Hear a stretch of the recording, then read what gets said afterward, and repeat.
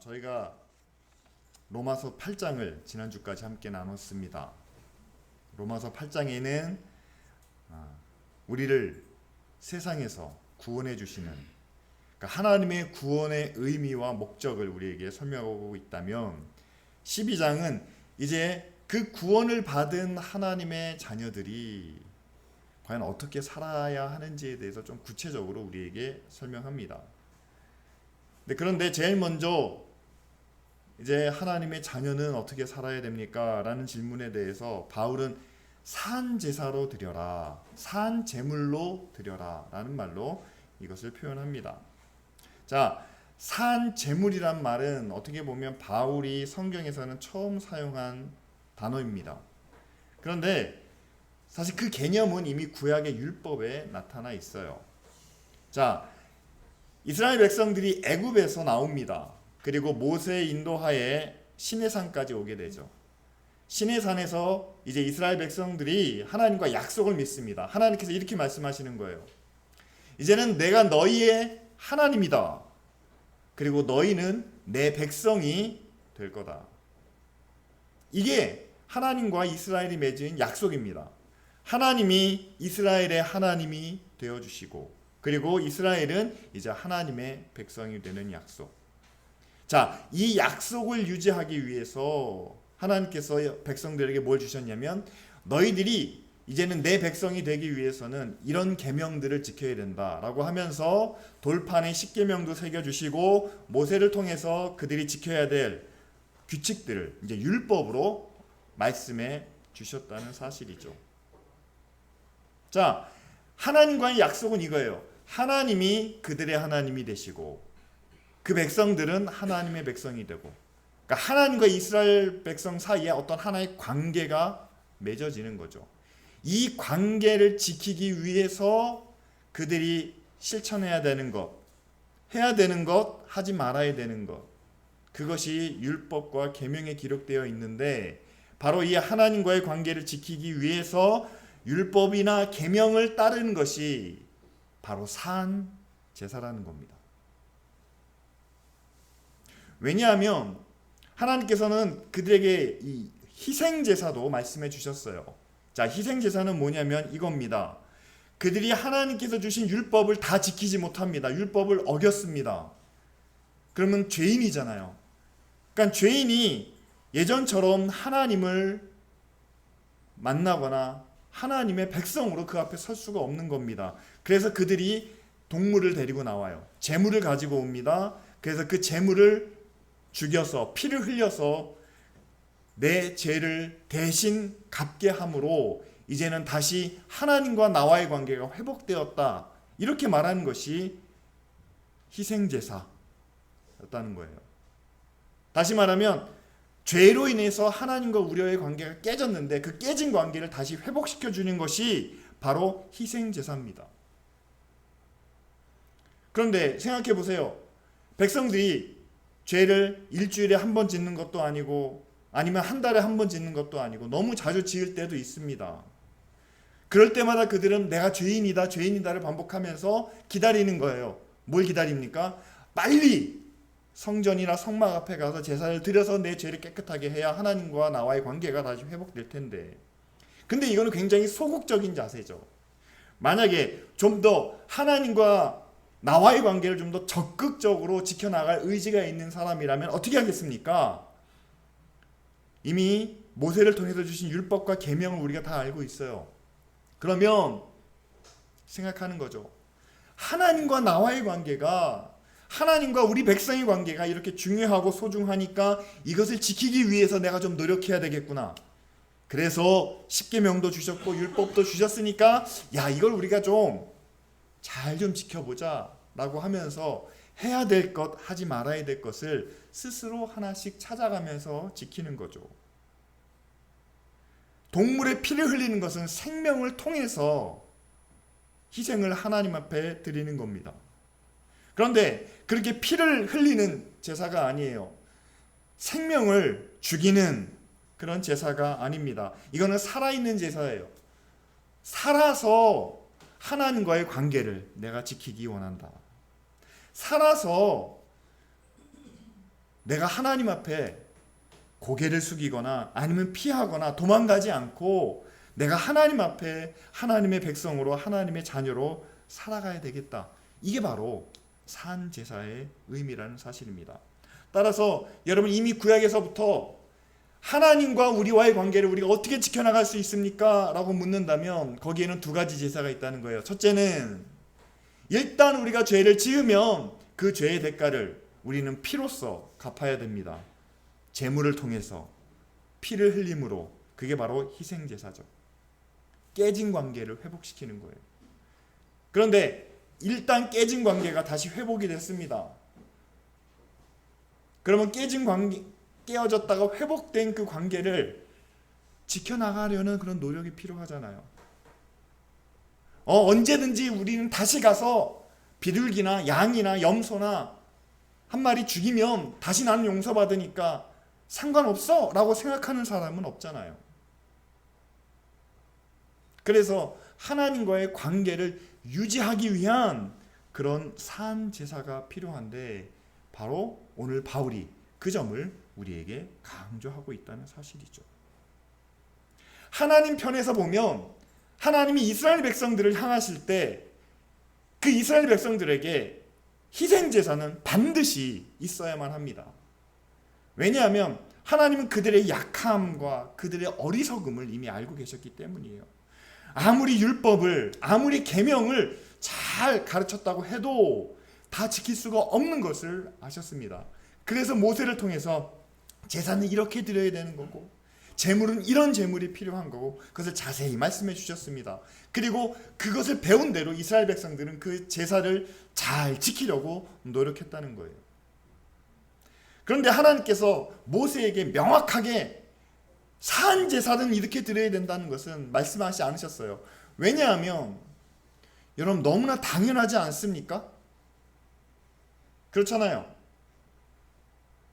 애굽의 종이었던 노예였던 그들을 하나님께서 가나안으로 인도해 주시고 그 과정 속에서 하나님이 어떻게 그들을 향해서 사랑을 베푸셨는지 하나님이 어떻게 그들을 보호하시고 인도해 주셨는지 다 보여주셨으니까 이제는 이들이 나를 당연히 하나님으로 섬기지 않겠느냐.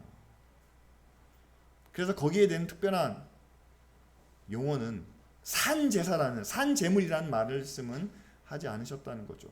왜냐하면 너무나 당연하기 때문에. 그러나 모세가 이스라엘 백성들을 향하여 아주 강하게 외칩니다. 하나님께서 주신 계명 이것을 우리가 지켜야 한다는 사실.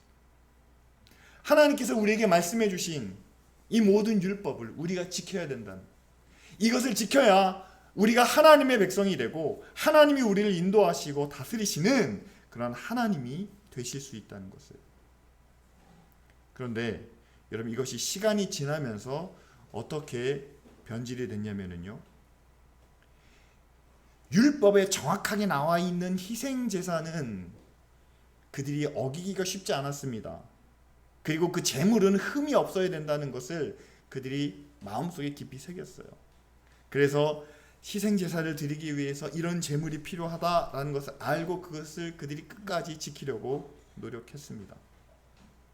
그런데 시간이 지나면서 하나님의 율법을, 하나님의 계명을 지켜야 하나님과의 관계가 유지된다는 이 내용을 그들이 점점 잊어가기 시작했다는 겁니다. 결정적으로 그들이 하나님과의 관계를 잊어버렸던, 망각했던 이유는요, 바로 이런 거예요. 여러분, 광야에서는 이스라엘 백성들이 하나님을 의지할 수밖에 없었습니다. 왜냐하면 광야에서는요, 그들이 가진 것이 없어요.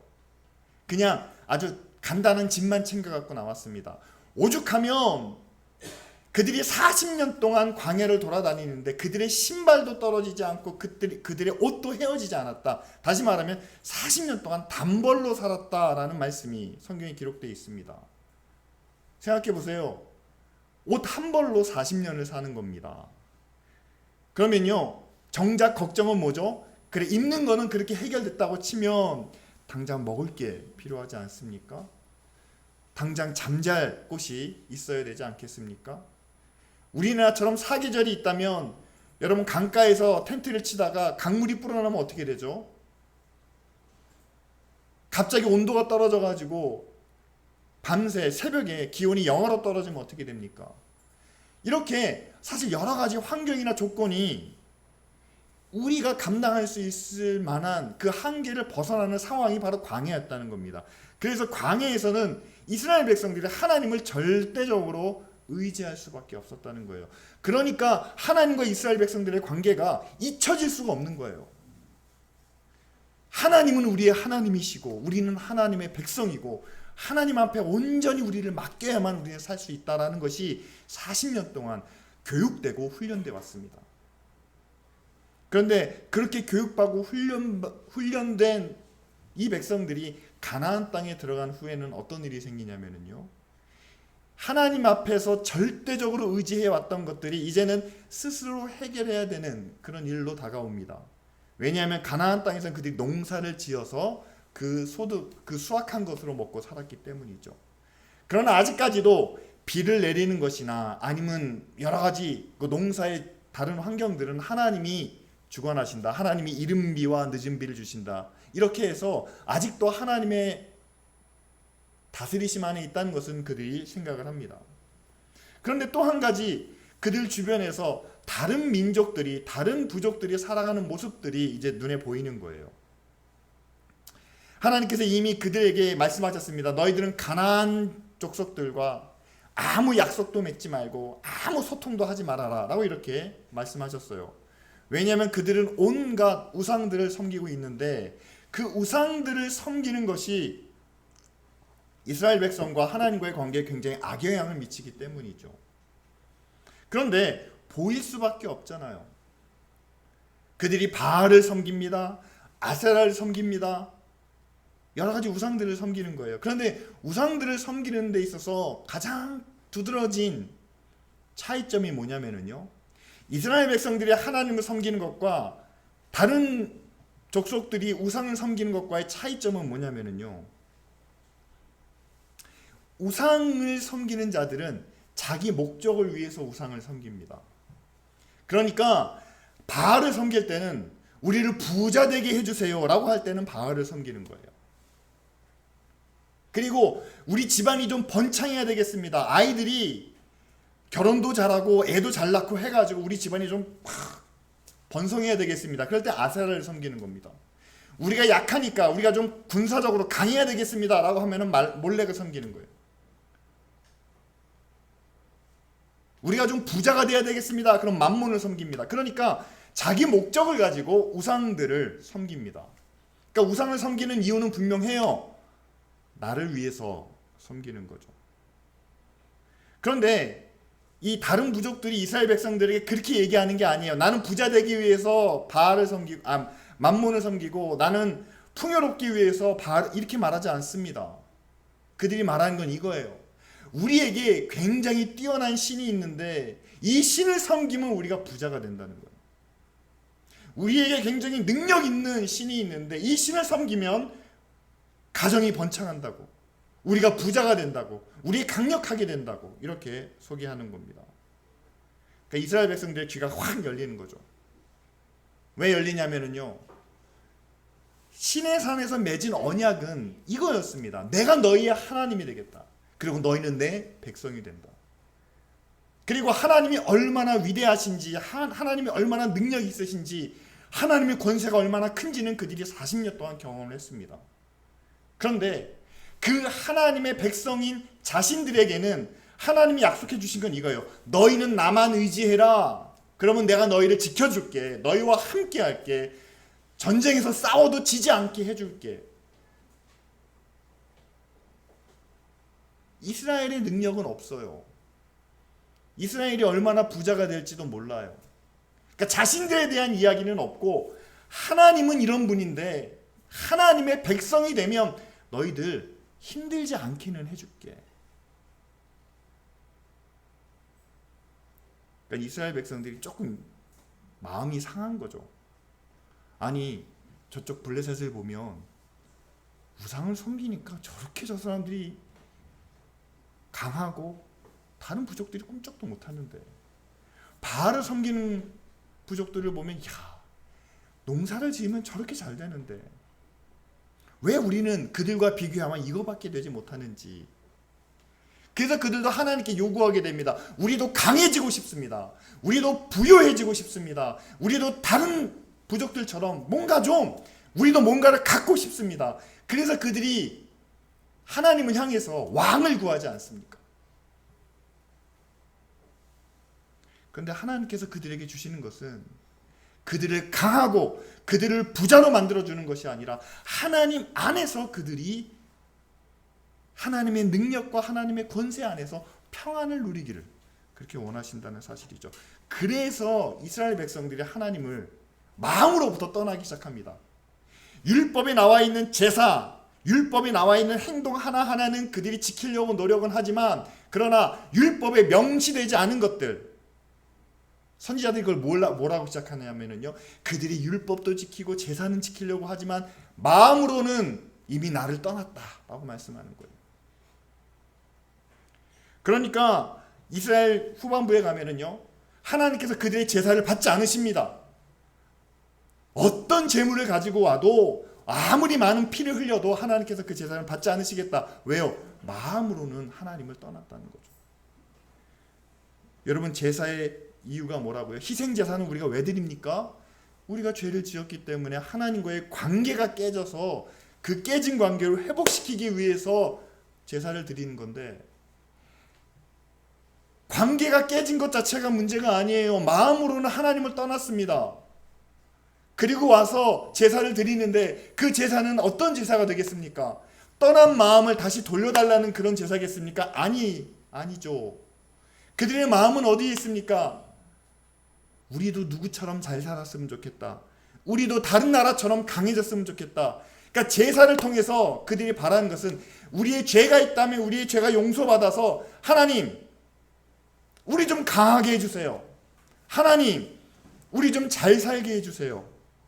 하나님, 우리 좀 저 사람들보다 낫게 해주세요.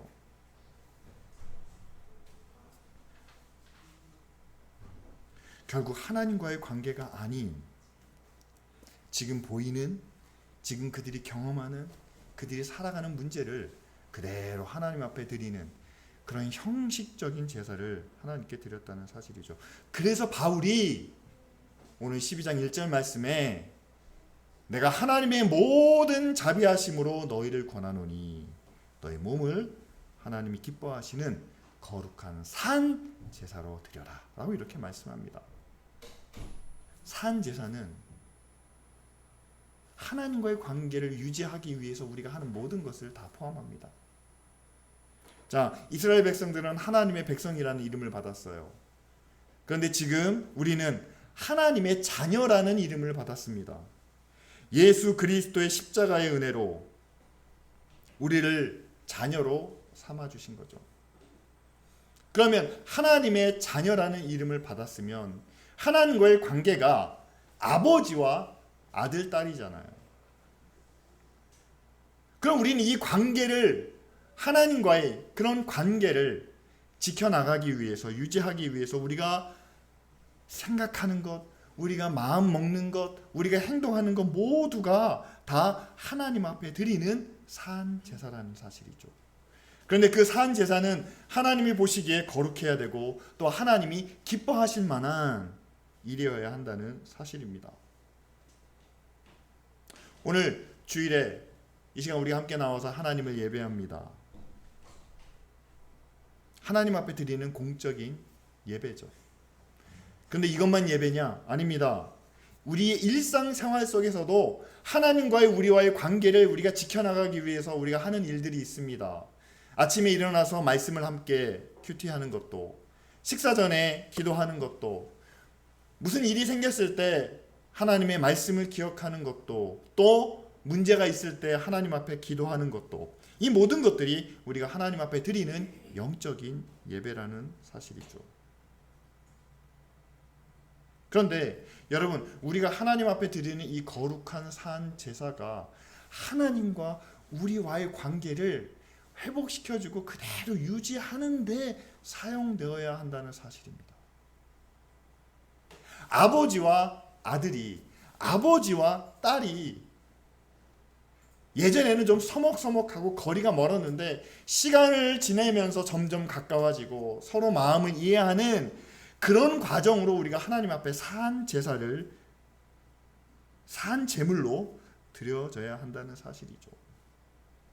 여러분, 앞에서 제가 이스라엘 백성들의 제사에 대해서 좀 길게 말씀을 나눴습니다. 왜냐하면요, 그런 제사를 우리가 드린다면 우리에게도 어떤 심판이 임할지 우리는 모르기 때문이에요.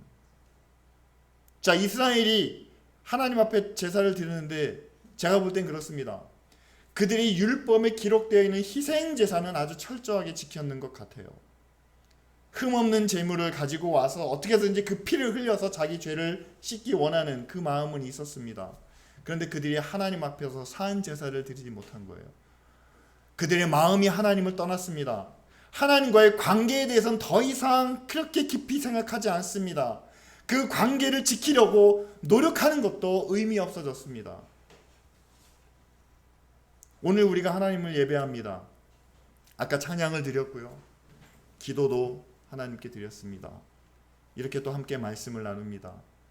이 말씀을 통해서 우리가 또 여러 가지 생각과 또 결심과 또 결단을 하게 되죠. 그런 이 결심과 결단을 통해서 우리가 하나님께 드려야 될 것은 뭘까요? 그리고 하나님께 우리가 기대해야 될 것은 무엇이겠습니까? 바로 하나님과 우리와의 관계가 더 가까워지는 거죠. 하나님이 멀리 계신, 저 우주 끝에 계신 하나님이 아니라 나와 함께 하시는, 내 안에 계시는 바로 그 하나님. 그리고 그 하나님과의 관계가 좀 더 가까워졌다면 여러분, 어떤 일이 일어납니까? 가정마다 자녀들이 있잖아요. 자녀들이 부모님을 날마다 보면서 생활합니다. 그러면은요, 자녀들이 그 부모를 닮아가요. 알지도 못하는 사이에 부모의 습관, 부모의 말투, 부모의 생각까지도 닮아갑니다. 그런데 하나님과 우리가 멀리 떨어져 있는, 그저 1년에 한두 번 만나는 그런 관계가 아니라 적어도 일주일에 한 번은 만나지 않습니까? 아니, 내가 마음으로 하나님을 늘 생각하며 산다면 우리는 늘 하나님과 함께 하지 않습니까? 그럼 하나님과 그렇게 가까워진다면 여러분, 하나님을 닮아가는 것이 우리가 뭐 닮아가야지 닮아가라 요구하지 않아도 자연스럽게 닮아간다는 거죠. 그럼 우리에게 여러분, 하나님의 자녀다운 모습이 나타날 수밖에 없다는 사실이죠. 예, 그렇습니다. 우리가 드리는 예배는요, 하나님과의 더 가까운 관계를, 그리고 하나님의 자녀다운 모습이 우리 가운데 나타나도록 우리는 그런 예배를 드려가고 있다는 사실이에요. 특별히 주일 예배를 통해서 우리가 함께 나누고 싶은 그런 메시지는 그렇습니다. 이겁니다. 여러분, 오늘 하나님을 만나셨습니까? 하나님이 주시는 은혜를, 하나님의 말씀을 여러분 듣고 그 은혜를 경험했습니까? 그렇다면요, 하나님과 우리의 관계가 1mm 정도는 가까워져야 된다는 거예요. 그리고 우리는 잘 눈에 띄지 않지만 그러나 우리가 하나님 닮아가는 모습이 우리 안에 하나 정도는 새로 생겨야 된다는 사실이죠.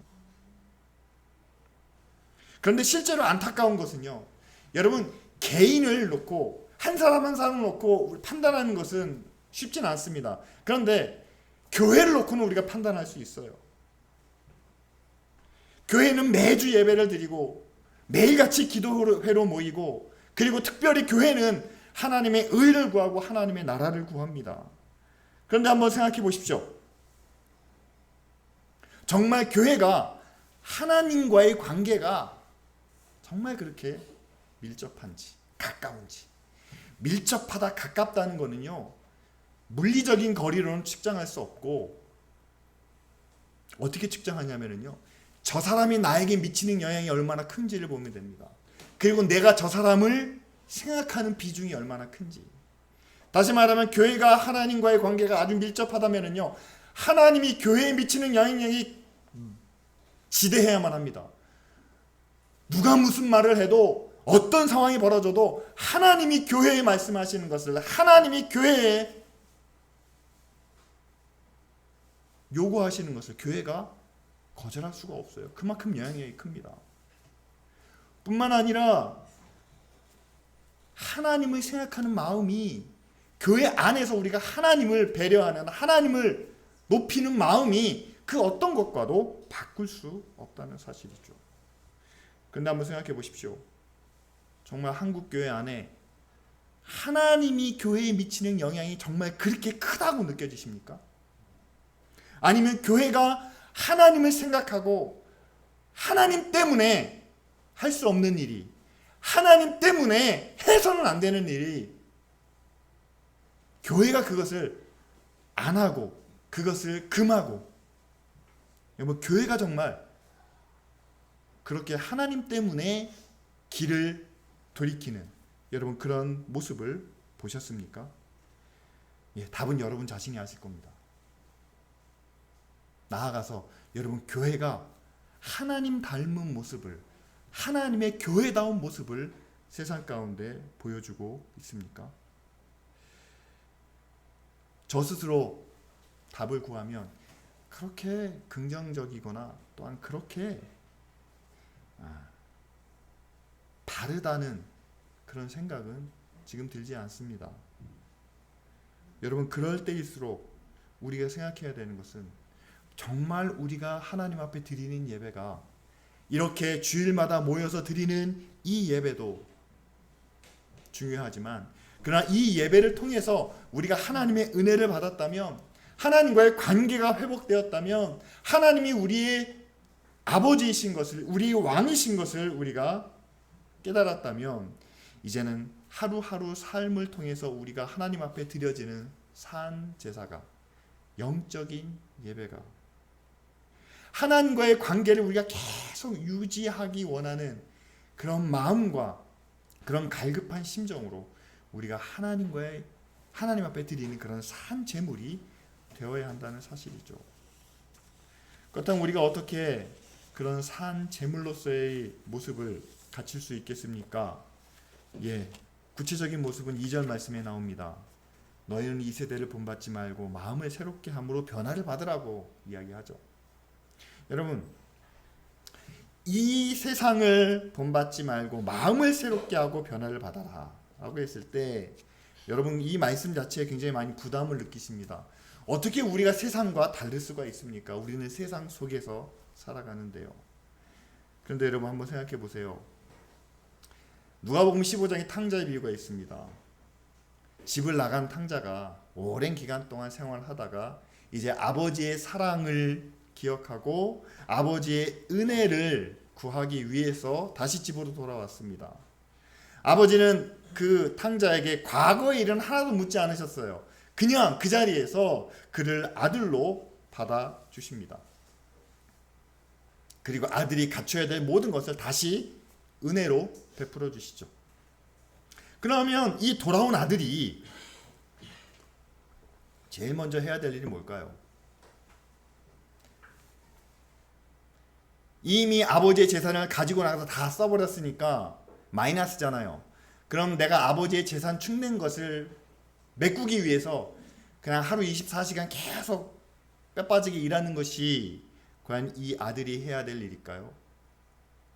아니면 아버지가 날 그렇게 사랑해 주셨으니까 그냥 날마다 아버지 뒤만 졸졸졸 따라다니면서 감사합니다, 감사합니다, 감사합니다 라고 하면서 아버지의 기분을 맞춰주는 것이 이 아들이 해야 될 일일까요? 여러분 제일 먼저 해야 될 일은 전 이거라고 봅니다. 집 나갔을 때 어떻게 살았을까요? 자기 마음대로 살았겠죠. 재산을 탕진하기까지는 뭐 할 거 못할 거 다 하지 않았겠습니까? 그리고 다 탕진해버린 후에는 정말 그지같이 살았겠죠.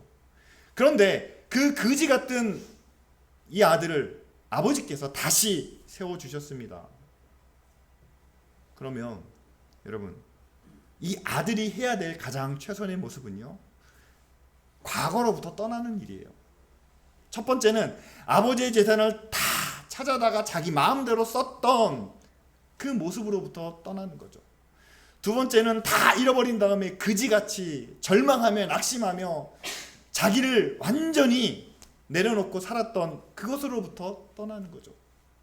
여러분, 여기서 바울이 너희는 이 세대를 본받지 말고 마음을 새롭게 하고 변화를 받아라 라는 말씀은요, 바로 탕자가 아버지를 떠나서 살았던 그 세상에서 다시 돌아왔을 때 전혀 과거를 기억하지 않고 과거를 끊어버리고 이제 새롭게 아버지의 집에서 아버지와 함께 살아가는 그 모습을 전제로 우리에게 말씀하고 있는 겁니다. 여러분, 우리가 사는 세상이 하나님으로부터 굉장히 멀다는 것을 우리는 이미 압니다. 그렇잖아요. 세상에서 하나님이 과연 어디에 계신다고 생각합니까? 물론 다 계시지만 이 세상 사람들의 마음은 하나님으로부터 멉니다. 너무 멀어요.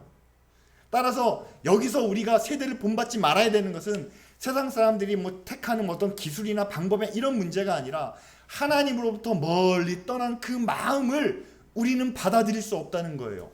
왜요? 하나님이 이미 우리 안에 계시니까. 그러니까 우리의 마음을 그 먼 세상으로부터 다시 하나님께로 우리는 가지고 와야만 됩니다. 그러니까 우리는 세상으로부터 멀어질 수밖에 없다는 거죠. 두 번째는 새로워져야 됩니다. 하나님으로부터 머니까 자기 마음대로 자기 방법대로 살아갑니다. 그런데 우리는 그 방법을 다 받아들일 수가 없어요. 다 용납할 수가 없습니다. 하나님과 함께하는 하나님의 자녀이기 때문에 우리가 선택할 수 있는 방법도 제한된다는 사실이죠.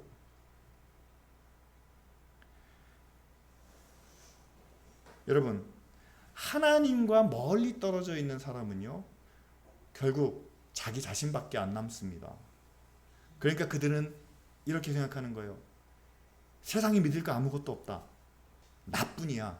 그러니까 어떻게 해서든 나는 성공해야 되고 나는 잘 살아야 되고 나는 최고가 되어야 된다 라는 것을 인생의 목적으로 삼습니다. 그런데 우리에게 말씀하고 있는 거예요. 우리는 하나님 안에 있기 때문에, 하나님의 자녀이기 때문에 바로 그런 세상의 목적과 세상의 기준과는 달라야 된다는 사실이죠. 우리는 하나님 안에서 세상을 바라봅니다. 그런데 하나님 안에서는요, 세상에서 잘 되고 성공하고 최고가 되는 게 가장 좋은 게 아니에요. 왜냐하면 하나님이 세상을 만드실 때 하나님의 계획이 있습니다. 하나님의 선하신 뜻이 있어요. 하나님의 섭리가 있습니다. 그러면 이 세상이 다시 하나님의 계획과 하나님의 섭리와 뜻대로 이루어지기를 바라며 우리는 그 하나님의 뜻에 순종하는 것이 바로 우리가 구해야 할, 우리가 바라봐야 할 목적이라는 거죠. 하나님을 떠난 사람이 여러분 선택할 수 있는 방법은 여러 가지죠. 자기에게 이익이 되는 일이면 뭐든지 상관이 없습니다. 법으로 어떤 제한을 해놨지만 그러나 법도 교묘하게 속여가면서 자기가 뜻하는 것을, 자기가 원하는 것을 이루어가는 것이 세상의 방법이죠. 그런데 바울은 이렇게 이야기합니다. 하나님의 선하시고 기뻐하시고 온전하신 뜻이 무엇인지 분별하라. 다시 말하면 우리가 하나님의 일을 한다고 해도 하나님의 선하신 뜻에서 어긋나면 안 된다는 거예요. 교회가 예배당을 지을 때 하나님의 선하신 뜻이 있습니다. 세상 법으로도 불법을 행하면 안 되는 것이 하나님의 뜻이죠. 교회가 하나님의 영광을 나타낼 때도 다른 사람들을 피해를 주면서까지 해야 되는 것은 하나님의 선하신 뜻이 아닙니다.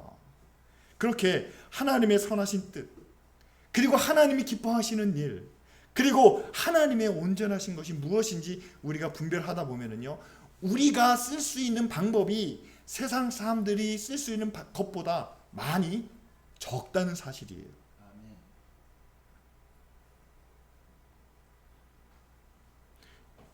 여러분, 하나님과 우리와의 관계가 회복이 되면 우리가 하나님의 자녀다운 모습을 나타내려면 하나님으로부터 먼 사람들이 바라는 것, 구하는 것과는 우리는 다른 목적과 방향으로 살아야 하고, 또한 그들이 선택할 수 있는 그 많은 것들 중에서, 많은 방법들 중에서 우리가 선택할 수 있는 방법은 굉장히 제한된다는 사실입니다. 그런데 왜 우리가 그렇게 살아야 되느냐? 바로 여러분, 하나님이 우리를 구원해 주셨는데 그 구원의 열매를, 그 구원의 끝을 보기 위해서는 문제는 뭐냐? 문제는 우리의 삶입니다. 아니, 바울이 우리에게 말하지 않았습니까? 우리는 믿음으로 구원을 얻는다. 우리가 예수 그리스도를 마음으로 영접하면 우리는 이미 하나님의 자녀가 되는 권세를 주셨다고 성경이 말하고 있지 않습니까? 그럼 믿으면 구원받은 거죠. 그런데 여러분, 우리가 예수 그리스도를 믿음으로 우리 영혼이 구원은 받았지만, 그러나 그 구원에 있어서 마지막 문제는 바로 우리의 삶입니다. 왜냐하면 이스라엘과 하나님이 맺은 약속도 그거예요. 여러분, 예수 그리스도와 우리와 맺은 약속이 이스라엘이 맺은 약속과 전혀 다르다, 이거는 차원이 다른 문제야, 그렇지 않습니다. 하나님이 인간 백성들과 맺은 약속이에요. 하나님이 이스라엘과 약속을 맺을 때도요, 가장 중요한 게 그거였습니다. 나는 너희의 하나님이고 너희는 내 백성이다. 그러니까 너희와 나와의 관계를 지키기 위해서 율법을, 그리고 이 율법이 지켜지지 않을 때는 희생제사를, 이렇게 말씀하셨다는 거예요. 그러면 예수 그리스도를 믿음으로 하나님의 자녀가 되었습니다. 우리는 구원받았어요. 그런데 예수님께서 너희는 구원받았다 라는 말씀만 주신 게 아니잖아요. 누구든지 나를 따라오려거든, 그 다음에 무슨 말씀이 나옵니까? 자기 십자가도 져야 되고 자기를 부인해야 되고, 너희들은 가서 모든 족속으로 제사를 삼아 내가 너희들에게 분부한 모든 것을 행하고 지키게 하라 라고 이렇게 말씀하십니다. 문제는 삶이에요. 생활입니다. 믿음으로 구원은 받았지만, 그러나 구원의 완성은 우리의 삶입니다.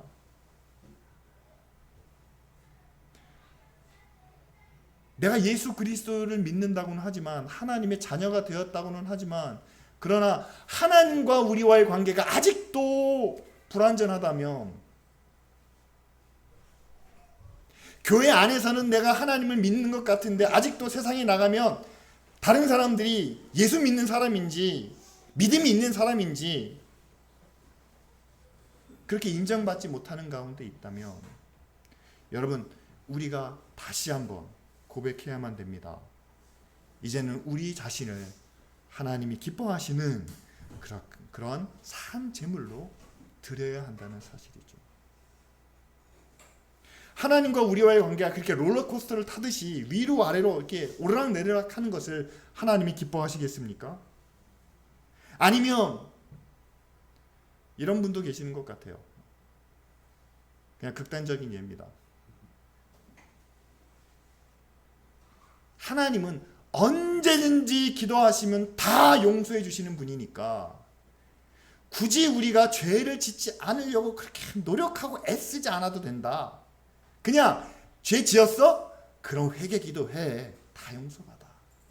다 용서받았으니까 괜찮아 라고 생각하시는 분이 전 안 계시기를 바랍니다. 여러분, 희생제사를 주신 것도, 산제사를 우리에게 주신 것도 하나님과의 관계가 계속 유지되기를 바라는 그런 하나님의 사랑이죠. 그리고 그 관계가 계속 유지되면 될수록 우리가 하나님을 닮아가는 하나님의 자녀다운 모습을 세상에 보여주기 원하시는 그런 거룩한 뜻이 있지 않겠습니까? 오늘 이 말씀을 가지고 우리 함께 기도하기를 원합니다. 아멘. 하나님, 이젠 동물의 피가 아니라 이젠 우리 자신의 삶으로, 우리 마음의 결심과 또한 우리 생활의 헌신을 통해서 하나님과 우리와의 관계를 계속 유지시켜 나가는 그러한 거룩한 산 제사를 드리는 저희들 되게 하여 주옵소서. 그리고 하나님과 우리와의 관계가 계속 유지되어 가면서 이제는 하나님의 자녀다운 모습이 교회 안에서뿐 아니라 이제는 교회 밖에서도, 직장에서도, 가정에서도 하나님의 자녀다운 모습이 드러나게 하여 주옵소서. 그래서 정말 세상과는 다른 그리스도인들의 모습, 세상의 빛이 되고 세상의 소금이 되는 그런 예수님의 모습이 우리 가운데 나타나 먼저 교회가 새로워지게 하시고, 그리고 이 사회와 그리고 이 나라가 하나님의 나라가 되게 하옵소서. 이 시간 다 같이 함께 통성으로 기도하시겠습니다.